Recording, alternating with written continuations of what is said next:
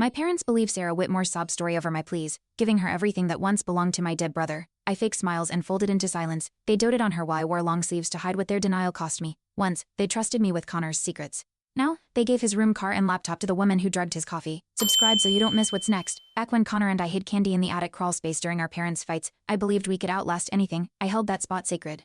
It was our safe memory. Years later, I found his letter there, the one that exposed Sarah's lies. That dusty corner echoed with his whisper, "If you're reading this, something happened." That space saved the truth Sarah tried to bury under prenatal appointments and family therapy. Before Sarah moved in, Mom used to knock before entering my room. Afterward, she started barging in, sniffing for attitude or pills. I began hiding my journals in my pillowcase. Connor once told me Sarah cried during horror movies, called it empathy, but I watched her delete his voicemails without flinching. She'd warned me early, called Sarah a shapeshifter. I laughed it off. Now, even my memories of Connor feel filtered through her performance. Each time I questioned Sarah's stories, she cried louder. Once she broke a plate, screamed I hated her baby. My mom hugged her. Dad told me to leave if I couldn't heal. I recorded Sarah one night talking to someone named Marcus about insurance. Jade said she'd heard his name before, her ex maybe. Sarah claimed he was dead. I buried the put the file in Connor's old backpack. Eden, our dog, avoids her now. Sarah started sleeping in Connor's bed. She wore his shirts, called it comfort. I found a drawer filled with his things, wallet, guitar picks, even his favorite cologne, all hidden from display. One night, she sniffed the bottle before bed. Jade messaged, saying Sarah had once followed her to a job interview.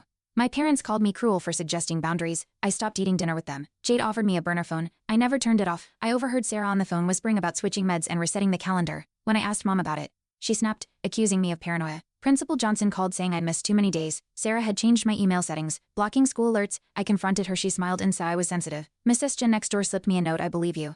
I scanned it, uploaded it, then I bought more cloud storage. One night I found a journal in Connor's backpack, with detailed notes about Sarah's behavior, dates, quotes, receipts. He'd written, "If anything happens to me, check Marcus." My heart dropped. I searched Marcus online. That everything led to a local obituary with no photo. Jade contacted Emma, a nurse from Connor's last hospital stay. Emma remembered Sarah insisting on no visitors. My parents said I was disturbing the peace. I emailed copies of the journal to myself. Sarah fainted during a fake panic attack and dropped her phone. I grabbed it and saw a folder labeled cleanups. Inside were messages with Marcus' talk of medications, cover stories, Eden payouts. She snatched it back before I could screenshot. That night, she said I should voluntarily check into a teen psych unit. My dad agreed. I packed a toothbrush and the copy. Jade promised if I vanished, she'd contact Marcus herself. I started keeping timestamps. Emma texted me a blurry selfie with Sarah at the hospital, timestamped months before Connor's accident. In it, Sarah had no baby bump. Emma said Sarah insisted on privacy. I printed it, slid it into Dad's coat pocket. He returned it to me. "Unread, you need help," he muttered. Jade found Marcus LinkedIn alive, working in Sacramento. We sent a message. My cloud drive now held recordings, letters. Timestamps. Sarah smiled too wide during dinner. I barely chewed. Marcus replied she tried to trap me too. He sent voice memos, Sarah whispering about permanent solutions. Jade and I planned a reveal night. We invited my parents for reconciliation. I connected my laptop to the TV. When her voice filled the room, my mom froze. Sarah lunged to unplug the cable, but I had backups on autoplay. I watched her with trembling hands. Jade held my arm steady. Sarah screamed about betrayal. I stayed silent. Finally unmoving. The police arrived mid-recording.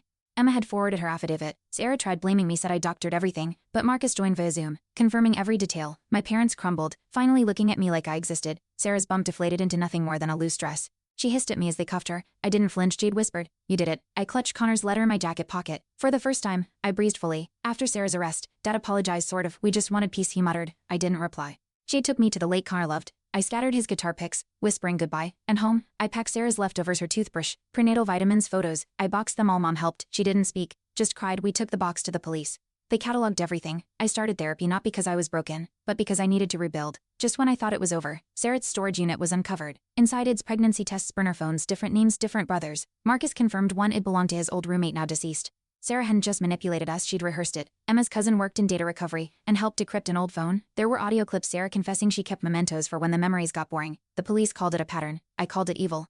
The police discovered Sarah had impersonated a social worker years earlier, under a different name. One boy she counseled had vanished. His mother saw Sarah's mugshot and contacted authorities. Her calm demeanor cracked in court. Prosecutors linked her to 3 other suspicious deaths. Marcus testified, Emma too. I sat behind my parents, who finally stopped whispering excuses. The media swarmed us. I kept my head down, clutching Connor's letter. That was the only truth I needed in court. Sarah's lawyer argued trauma, but her storage unit screamed method. Every box labeled, every note dated, a whole wall of initials Connor's circled in red. Jade found a journal Sarah left behind, filled with fake pregnancy schedules and manipulation plans. The judge requested a psychological evaluation. I watched Sarah laugh during one recess. Like it was all a game. I mailed the journal scans to the by tip line. They replied. Her case widened, so did my breath. Marcus remembered something odd. Sarah once insisted on using Connor's old charger, though newer ones worked. Inside it was a hidden micro CD card.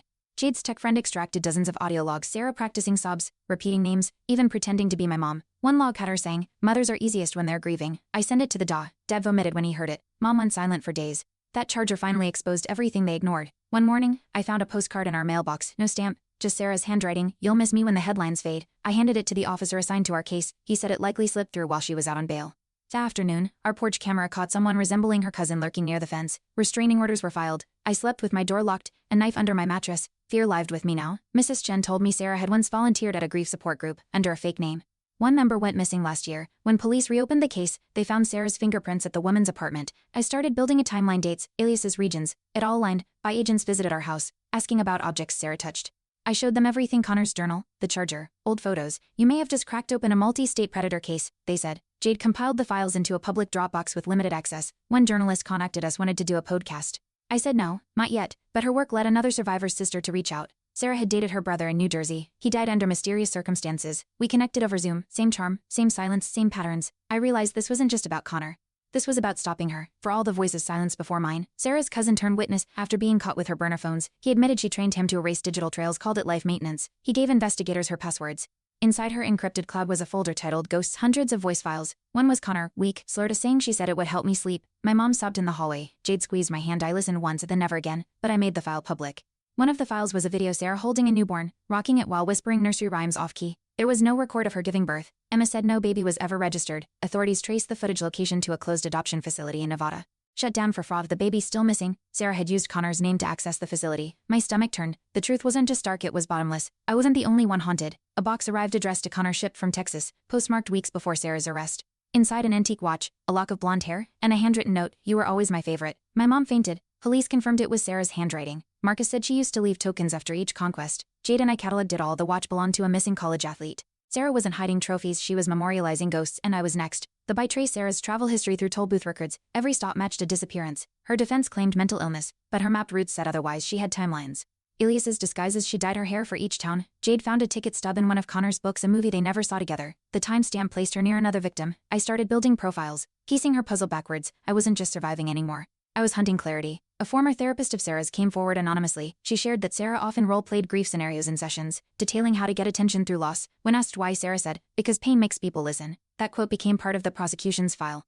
I read it again and again, my skin crawling. Sarah didn't need a motive, she needed an audience. Connor wasn't a boyfriend, he was a stage, and I was the final act. While clearing Sarah's old things, I found a fake diary labeled Mallory's thoughts. Inside, fabricated confessions. False dates, planted guilt. She's intended to submit it if I resisted. It painted me as jealous, unstable. Jade's hand and timestamped it. We filed it as evidence. The DA added tampering and psychological coercion to her charges. I couldn't believe I'd once shared a house with her. She didn't just steal Connor, she tried to erase me too. Jade's Dropbox leaked briefly when a classmate shared it online. The story went viral. Podcasts, documentaries, hashtags. I received DMs, some supportive, some accusing me of faking for fame. I shut off all notifications.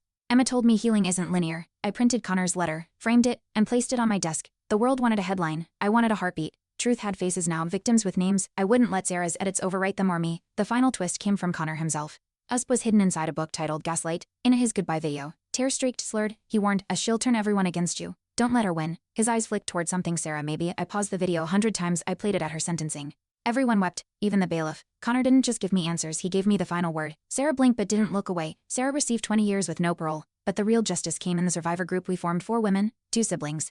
All haunted by the same grin. We met weekly, shared documents, stories, coping strategies. Jade called it reclaimers. I printed Connor's email signature as our logo. We weren't victims anymore. We were archivists of pain turned purpose. Each meeting, we lit a candle not for Sarah, but for the ones who never got to speak. At Connor's grave, I planted lavender, his favorite. I told him we weren't erased, that Sarah didn't win. Behind me stood my parents, silent but present. Jade placed a small stone with truth carved in it beside his name.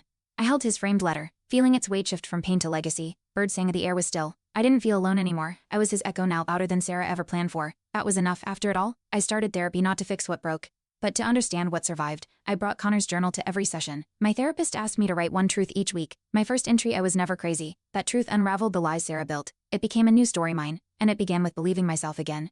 Jade and I visited every place Sarah tainted: Connor's school, the hospital, our attic. At each stop, we left a note or token. "This wasn't your fault, you mattered." I wore Connor's bracelet the whole trip. Emma joined us at the lake, where we read his favorite poem. We cried, but not from grief, from release, from reclaiming spaces she tried to haunt. It worked. I made a playlist of Connor's favorite songs, one for each truth I uncovered. Blackbird played when I testified. Let It Be when I submitted the files. Here Comes the Sun when Sarah was sentenced. Music became my archive of healing, each lyric a stitch, each beat a reminder. I wasn't just a witness, I was a composer now, reclaiming the rhythms Sarah tried to erase. Sarah Whitmore remains incarcerated. Her crimes now span 4 states. Podcasts still reach out, I decline. This story belongs to those who lived it. Jade and I started a foundation under Connor's name to help families identify psychological abuse. My mom joined a dad funds it anonymously. At our launch, we unveiled a sculpture and notebook split open with light pouring out. We called it testimony. That day, I didn't speak, I didn't need to, truth stood tall enough. Now I sleep with the window open, the nightmares have faded. I keep Connor's letter in my nightstand, next to a framed note from Jade: never let someone else write your ending. I journal every Sunday. My parents still stumble, but they try. The house feels quieter but honest. And in the silence, I hear music again. Not Sarah's twisted lullabies but Beatles songs, soft and true, Connor's voice in every verse. That's how I know I've reclaimed him. Thanks for watching. Hit subscribe to check out more stories on my channel.